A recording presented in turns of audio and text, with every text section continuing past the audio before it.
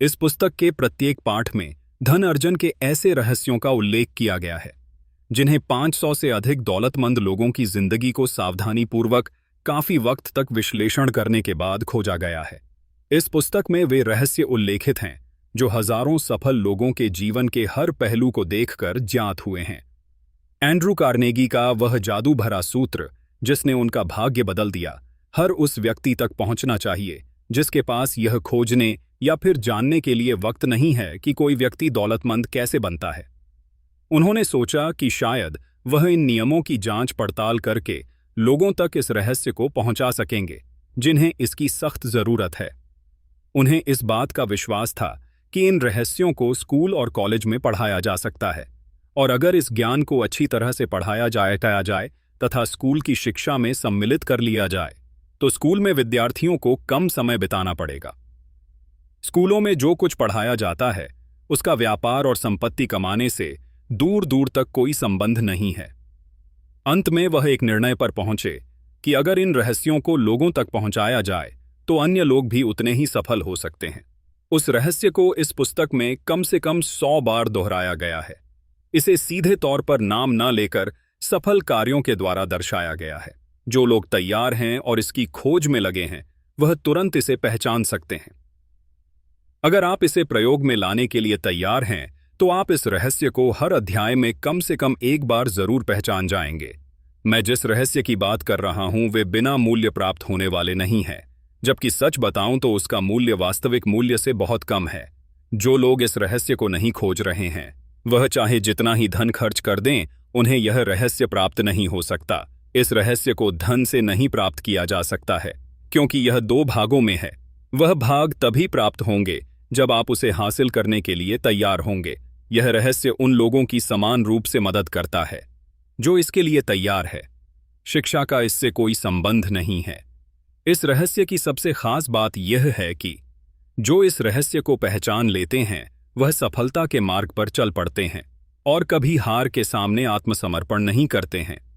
अगर आपको इस बात के लिए कोई भी संदेह है तो आप उन लोगों के नाम और रिकॉर्ड पढ़ लीजिए जिन्होंने इस रहस्य को अमल में लाकर सफलता की ऊंचाइयां छू ली है।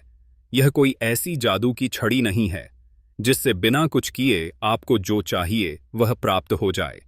एडविन सी ने यह खोज निकाला कि कैसे विचार शक्ति से धनवान बना जा सकता है। इस खोज में सफलता पहले प्रयास में प्राप्त नहीं हुई। इस महान रहस्य की खोज की शुरुआत एडविन की उस चाहत से हुई जो उसे महान एडिशन का व्यावसायिक भागीदार बनाने के लिए दृढ़ प्रतिज्ञ थी। एडविन की उस इच्छा शक्ति की सबसे बड़ी बात यह थी कि वह स्पष्ट थी कि उसे एडिशन के साथ काम करना है, न कि एडिशन के दफ्तर में काम करना है। आप एडविन की कहानी को सही से सुनिए, उसकी सोच वास्तविकता में कैसे परिवर्तित हुई। फिर आपको 13 नियम बेहतर समझ आएंगे जो आपको दौलतमंद बनाते हैं। जब एडविन के मन में यह विचार आया तब वह इस हालत में नहीं था कि वह इस पर कोई कदम उठा सके। उसके रास्ते में 2 चुनौतियां थीं। पहले यह कि एडिशन से उसकी कभी मुलाकात नहीं हुई थी, ना ही एडिशन उसे जानता था। दूसरी यह कि उसके पास इतने पैसे भी नहीं थे कि वह रेल का भाड़ा दे सके और न्यू जर्सी तक पहुंच सके। यह चुनौतियां इतनी समर्थ तो रखती थीं कि अधिकतर व्यक्तियों के आत्मविश्वास को हिला सके और उनकी सोच यहीं पर दम तोड़ दे, परंतु उसके इरादे इतने कमजोर नहीं थे। वह दृढ़ प्रतिज्ञ था। उसने हार नहीं मानी बल्कि बिना टिकट मालगाड़ी से यात्रा करके न्यू जर्सी पहुंच गया।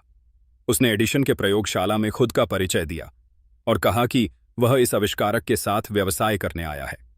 काफी समय के बाद एडिसन ने इस पहली मुलाकात के विषय में कुछ इस प्रकार बताया था। वह मेरे सामने एक सामान्य पर्यटक की तरह खड़ा था, परंतु उसके चेहरे का तेज देखकर यह पता चल गया था कि वह जिस कारण बस यहां आया है उसके लिए दृढ़ प्रतिज्ञ है। इतने साल के अनुभव में मुझे यह ज्ञान हो गया था कि अगर किसी चीज को दिल से चाहो तो सारी कायनात तुम्हें उससे मिलाने की कोशिश में जुट जाती है। मैंने भी उसके मजबूत इरादों को भांपकर उसे एक अवसर दे दिया था और उसने इस बात को पूरी तरह से दिमाग में बैठा लिया था कि उसे इस सफलता को किसी भी कीमत पर प्राप्त करना है। धीरे धीरे उसके कार्यों ने भी यह सिद्ध कर दिया कि मैंने उसको मौका देकर कोई गलती नहीं की थी। उस नौजवान ने उस वक्त एडिशन से क्या कहा यह उतना महत्वपूर्ण नहीं था जितना कि उसने इस बारे में सोचा कि उसे एडिशन के साथ काम करना है। इस बात पर एडिशन ने भी अपनी सहमति जताई थी। अगर विचार शक्ति की यह ताकत हर पाठक तक पहुंच जाए तो उसे संपूर्ण किताब पढ़ने की आवश्यकता नहीं है। एडविन अपने पहले ही साक्षात्कार के बाद एडिसन की व्यवसाय में भागीदार नहीं बन गया था, बल्कि उसे एडिशन के ऑफिस में बहुत ही कम मेहनत आने में अपना कार्य करने का अवसर प्राप्त हुआ था।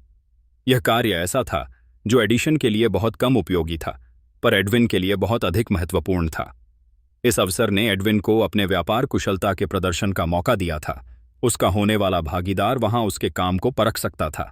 कई महीने बीत चुके थे, पर अपरोक्ष रूप से ऐसा कुछ भी घटित नहीं हो रहा था जिससे एडविन अपने उस निश्चित लक्ष्य तक पहुंच सके जो उसने अपने अंतर मन में संजो रखा है।